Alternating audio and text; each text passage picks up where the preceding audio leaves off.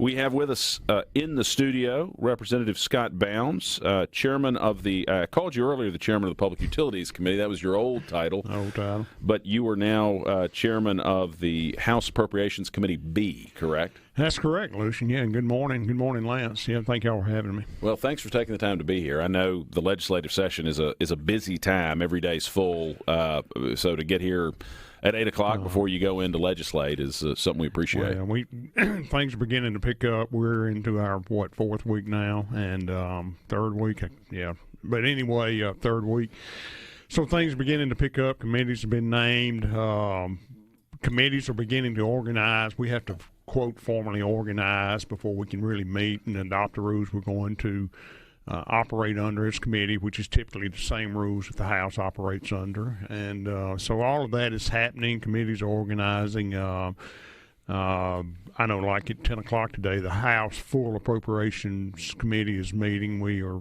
Is this an organizational meeting or for? No, we've already organized the Okay. House, but this is a meeting with the Department of Mental Health. They're coming in and giving us a presentation on their things that are going on there, and I'm sure their wants and desires as we get further into the session. So things are moving. Things are moving. And this is for I know you're aware that it's a long session, but for people who aren't aware, that the first legislative session after a election is a 120-day session Correct. instead of a 90-day session. So Correct. as I appreciate it, the idea is this kind of gives you all time to organize, and also people who are new kind of figure out where the bathrooms are, how the system actually works for a little bit. Yeah, it does. We got real late deadlines. I think February the 19th is the deadline to introduce bills. So we've still got several days, 30 some odd days basically before a deadline to introduce bills. I don't know if there'll be an effort to try to shorten the session. If we do, I would think it would be by 10 or 12 days, not by a whole lot. But if you look at it in the grand scheme of things, as far as money and what it costs the taxpayers, I mean, it would, if we shorten the session for say 10 days, it'd save about $400,000. But we do need to get the people's work done, and if it requires a full 120 days of this first year of a new term, that's what we'll do. Yeah, so, that makes sense. Yeah.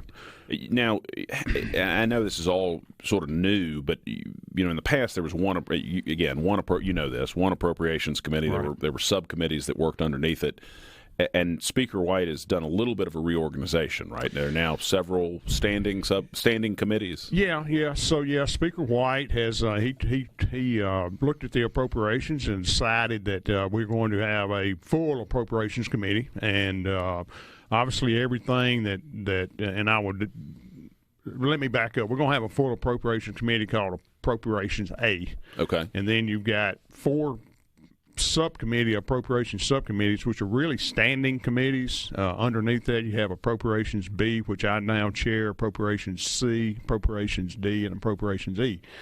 And what we will do, we will dive deeper into state agency budgets and budget work that is needed to craft a budget for fiscal year 25 that begins July 1st. So really, we will look a lot deeper in, call in these agencies, have hearings, hear what their needs are, see where they're not spending money efficiently if they are, or if they have large cash balances, things like that, things that we need to look at to be sure that we're operating as efficiently and as fiscally responsible as we can. So that's what will be the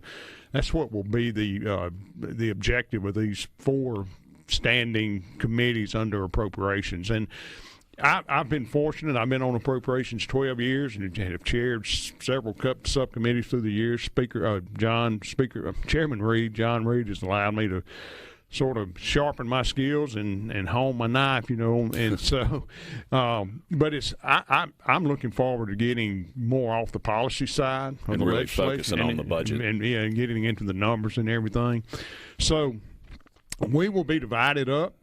There's about 120 budgets within the state budget, and it's not to say there's not 120 state agencies, but I'm going to use IHL, for example. IHL has a general support. It's about $400 million a year, But then, like Mississippi State, for example, would have under theirs, and these are all separate budget items, they would have, like, I'm going to use this for example, College of Veterinary Medicine, the Forest and Wildlife Research Center, the Cooperative Extension Service, things like that. All of those are separate budgets, and you have a lot of that across state agencies. And some, a lot of these budgets are smaller. We'll look at them, see what their needs are, and we'll rubber stamp them. Probably won't even bring them in, some of the smaller agencies. But obviously, the larger agencies, we will do that. We will do that. We will really dive into it. So these 4 new chairmen of these committees will be assigned. We have not been assigned these agencies yet or these budgets, but I feel like we will probably get that this week. Okay, and that's the idea, that you'd have presumably the same budgets, year over year would go year over year, and there's in the past, like me, I've handled most of the conservation units. When I say conservation units, I'm talking about Department of Wildlife, DEQ, those type. I've handled a lot of those. Did you chair wildlife at some point? I chaired wildlife for 8 years, okay, from 2012 to 2020. Okay, I thought when I was working more closely with the legislature, that was your role. And then, of course, 20 to this year, I'm public utility chairman. I always tell people I went from the woods to the power station, and now I'm in the back room at the bank. So there we go. But that's sort of the way these 4 appropriation committees are going to work, and we've got some good guys, some very capable guys, and on each committee it will be 8 people plus the chairman, and no vice chairman, and we will call in. Chairman Reed will serve on each of them? He will serve as sort of, I guess I'm going to say ex officio, but he does serve on each of them. Okay. And ultimately we report back to the full committee, and with working with the analyst and diving into the numbers and things like that, the nerdy type stuff, I guess, but it's obviously a very critical function that we have to be sure that we are not spending more money than we have, that we're not spending money on, we're not spending non-recurring money on recurring revenues, and we're adopting a budget that still meets the needs of the people of the state of Mississippi through the state agencies. And so, am I right? I wouldn't say that the Appropriations A is going to be rubber stamping, but the idea is that the real deep work is going to be done by these smaller subcommittees, and then Appropriations will kind of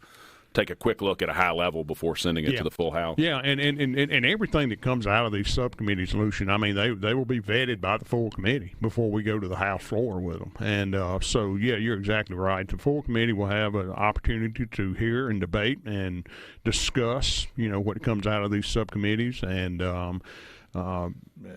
it's part of the process. I mean, but I applaud Speaker White for having the foresight to allow us to have that accountability to the taxpayers to look deper into the budgets. Yeah, and which I think people won't. Well, I think people want it too, and not saying that agencies are doing anything wrong, but it's, at the end of the day, it's not our money, it's the taxpayers' money. That's right. So we're accountable to the taxpayers to be sure that the agencies are doing what they need to do.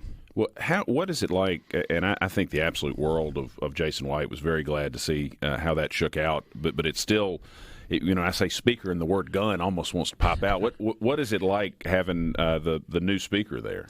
Well, Jason is very capable. Speaker White is very capable. He's beginning his 13th year. He served on the leadership team with Speaker Gunn, so he's been involved at the ground level on things that we've been able to do in the past, the income tax, reductions, the things, teacher pay raise, all of the things that you heard about during the campaign cycle. Right. Jason was a part of that, and he was in the room, as we say, when those decisions were being made to bring these things to the full House. So far, not some wild swing in terms of how the House is operating. No, absolutely not. I think the House has a very aggressive agenda for this term under his leadership, and I think one of the things that we'll tackle probably this week, I'm being told, is the initiative and referendum process, the ballot process. That is one of the most discussed things on the C Spire text line. Scott, you have time to stick with us for another segment? Sure. Y'all, this is Lucian Smith in for Paul Gallo here on the Gallo Radio Show on SuperTalk Mississippi. Stick with us for more with Representative Scott. But routinely, one of the questions that we get asked the most about when we're talking about the legislature is whether we're going to restore the ballot process this year. I mean, where do you think things are on that, at least on the House end?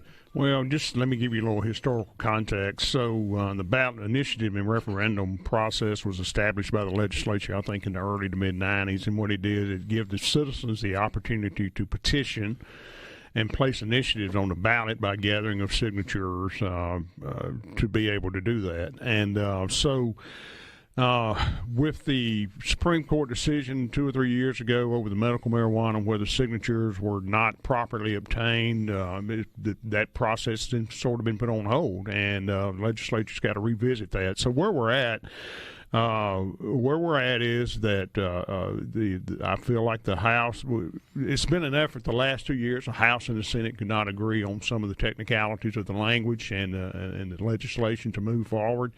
I think we're close to that this year, Lucian. I'm not not on one of the committees that will handle that, but what I understand that the House will possibly be considering that piece of legislation this week. I think the House's position is that try to keep the numbers that would be required, approximately 25,000 signatures from each district. Is that what it was previously? Yeah, somewhere in that area, right? So the House position would be very close to that. In the past 2 years, the Senate's position has been a higher threshold of signatures, and that's House and Senate could not agree. The key thing to me, as a lawmaker and a policymaker, is that I have no problems with the initiative and referendum process. I do not think, though, that these things that we are voting on and doing that should be ingrained into the Constitution. I could not agree more. You know, they need to be statutory things that in the case that we had some issue come up, and I'm going to use medical marijuana. I mean, there's some things going on there now, and we're having to change. If that had been ingrained into the Constitution, you've got to go back to the people to change it. And I just don't think that's the best way to go. There's going to be hiccups on any issue. Absolutely. And if you ever get it into the Constitution, it's almost really impossible to change. And you can look at several states, and I'm not picking on medical marijuana, but since that was the latest issue, Oklahoma, I mean, it's ingrained in their Constitution, and they will tell you. And I've been out there and visited that there's some things we wish we could tweak and do a little better. And not picking on that industry, it's part of us and part of what we have here in the state now. But I do think that it needs to be not ingrained in the Constitution, these ballot issues. Has that been the House position historically, that it was going to be legislation, not constitutional? Yeah, that's been the House position, and pretty much I would think the Senate position also. But the House and Senate never could come together on the threshold of numbers that it would require from each congressional district. And now it would be the 4 congressional districts where the signatures would have to come from. So I agree with you 100%. And I think people who are close to legislation and the legislative process get that, because, you think about the one specific example I can remember was when we did some criminal justice reform, 8 or so years ago, and inadvertently you ended up having a middle, if I remember correctly, and if I'm wrong, I'm sure somebody will let us know on the text line, but there was a middle range of drug crimes where the sentence was higher than the larger weight. And it wasn't intentional. It was just a small drafting error because it was in a different code section. Well, that got fixed the next year. It was very briefly that way. But if that had been in the Constitution, correct, it would have taken years to fix. Yeah, I think that was House Bill, if I recall correctly, House Bill 805. And I do remember that. And your point is obviously well taken in that's an example of why. Here again, I'm not opposed. In the House's position, I don't think will be that we're opposed to the initiative process, but I think the House position will be that we are. It doesn't need to be ingrained into the Constitution, any particular issue, like things that require statutory, attention. Right, and you want things to be able to be tweaked. Sure, as people's, you put them in practice and see something and go, gosh, that wasn't exactly what we thought was going to happen. Well, and times change. I mean, Lucian, attitudes change and things like that. And I think that's where we're at. But we're here again. I think the House will. I think we'll see that legislation fairly soon. Could be this week. I don't know what committee it will come from. Don't know if it'll come out of the Constitution Committee or the Rules Committee. I would say it's probably coming out of Rules, but I don't know that. And so, but then there's a lot of issues. I'm a personal proponent of eliminating the income tax, going ahead and the House has had a strong position on that in the past. Yeah, the House has had a strong position on that. Obviously, we've got to watch where our revenue's going, and right now we are still in a position that our revenues are strong, our cash reserves are full. But that doesn't mean that we can just start spending money because that's our rainy day fund, those funds that are statutorily full, and capital expense fund and things like that. All of these things that when I was on the Joint Legislative Budget Committee the last 4 years that we really dove into. You've got to watch those things. I mean, we've got to have a balanced budget. I mean, we can't print money in the state of Mississippi. Right. So it's one thing we do so much better than the federal government. Absolutely. You have to be. Oh, absolutely. So a lot of things. Again, the income tax. You can look at the states that don't have a personal income tax, and the things that are happening there. I mean, it proves. And look, I will tell you. I know it was gnashing of teeth and everything else in 2016. When we did the elimination of started the elimination of the 3% bracket, and it was just gnashing of the teeth and moaning and wailing, and everything's just going to run off the face of the earth. Well, we've had unprecedented growth, right? Since 2016 here in the state, and and our revenues show it. Our revenues show that, and So anyway, it's a balancing act, but on the appropriations B side, I'm excited about where we're going, and in fact, I just got a text. As far as the initiative process, Speaker White says it's coming out of the Constitution Committee. There we go. So we know he's making news right there. yeah, it's coming out of the Constitution Committee. So, but I'm excited about it. Got a question here on the C Spire text line asking about what might be done this year about PERS. Well, that's the $320 million question. So I will say that I think PERS is what we would do with PERS is on the table. I think it's way too early to even try to prognosticate what may or may not happen with PERS. That makes sense. We know that it's not that actuarially it's not, the system is not where it needs to be, and it's. I'm just really hesitant to say it. We've got to take a long, hard look and not keep kicking that can down the road. But nobody is talking about taking anything away from current retirees. Absolutely not. That I feel like is an important point. Yeah, folks I have not. I have not heard any talk of that. Now, future employees and some of those, I'm sure we would take a hard look at. I will tell you that just to continue to put the taxpayers' money into a public pension is going to put a real pinch on a lot of these small towns and cities and smaller entities of government to do that. When people forget, you can give an agency more money, but if you're increasing the amount they've got to put into PERS, that is less actual money for them to spend on programs. Yeah, that's right. So I think we will look at that. I feel real sure we will look at that. I think it's somewhere north of $280 million just to get it to where it needs to be actuarially for this coming fiscal year. I think my figures are right. I could be off, but anyway, yeah, it's another issue. We got a big long session. You stick with us for one more session, y'all. This is Lucian Smith in for Paul Gallo here on the Gallo Radio Show on SuperTalk Mississippi. Stick with us after this break for more with Representative IC. Well, with us in studio still is Scott Bounds, the chairman of the Appropriations B Committee.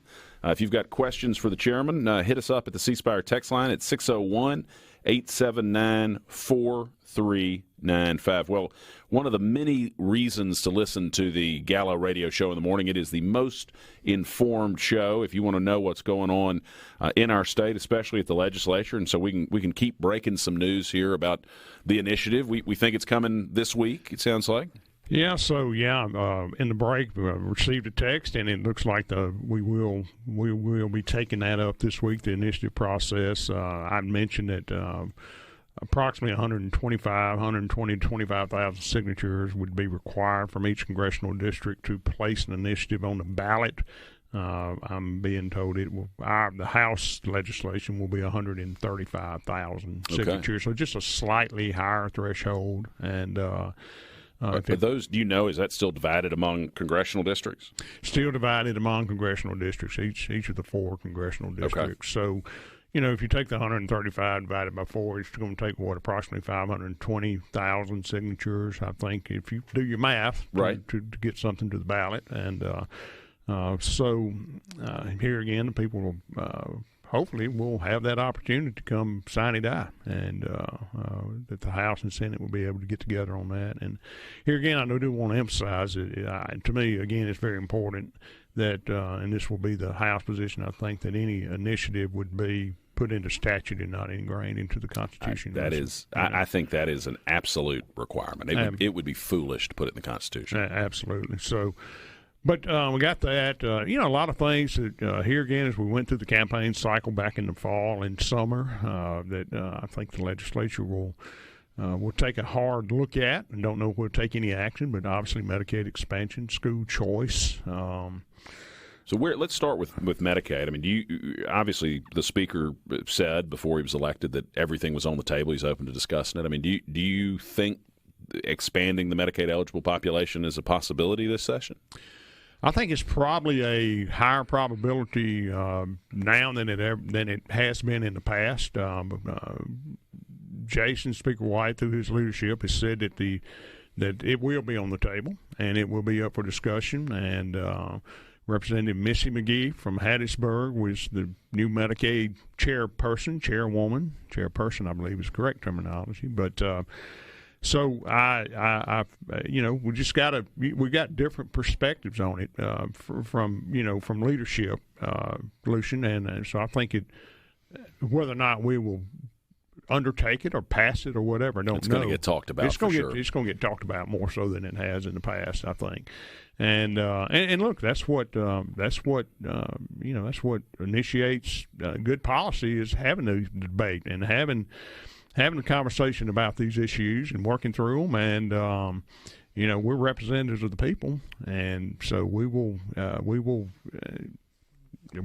take these issues if they come before us and debate them and discuss them and vet them and go from there. It's going to make for some interesting and engaged policymaking. Well, it's going to be this session. In this term, but this session is to see what we undertake as a legislature and in policy areas is going to be. I think it's going to be as aggressive as things that we've done in the past that have been good. So, what about on the school choice front? I know there's going to be a big push to expand to some sort of. I mean, I know there's going to be a push for full school choice, crossing district lines, educational savings accounts, the whole bit. I mean, do you have a sense of where the House is going to end up on that? I know it's still very early days. Wow, yeah.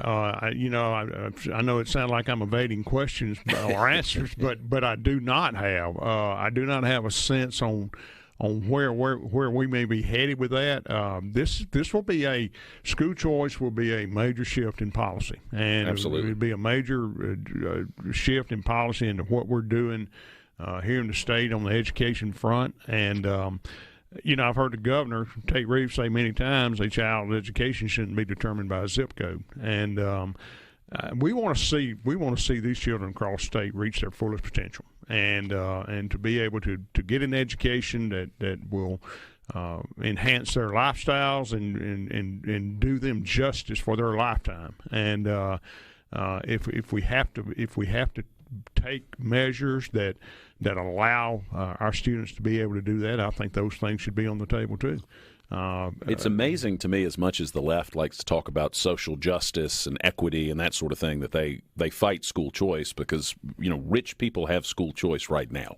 Oh, yeah. You can live wherever you want. You can stroke a check to a private school. That's not true for a lot of Mississippi kids and a lot of the parents of those children. And so giving their parents the choice to send them where they think they'll get the best education strikes me, at least, as a no-brainer. I would think, Lucian, and here again, I don't serve on the education committee and never have, but I would think at least first that if we go down the road of school choice, I would think in enhancing or expanding the ESA's, educational saving accounts, that are now in place now. There's some very limited ones in place now for children with disabilities and physical disabilities and things like that. They're not their school district may not offer the services they need. So I would think that would probably be the first step, just in my mind, that the ESAs would be what would be on the table.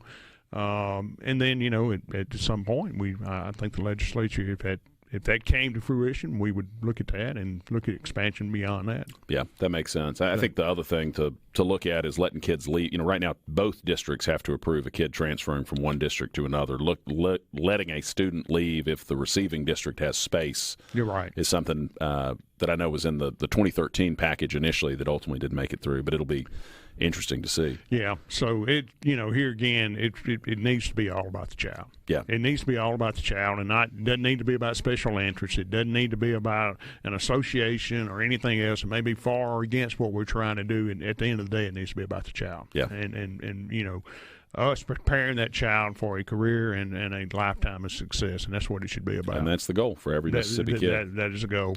So we're getting busy. We're getting into the session. Just sort of to recap, committee meetings are starting. We're organizing. Committees are organizing. Fixing to hit the ground running.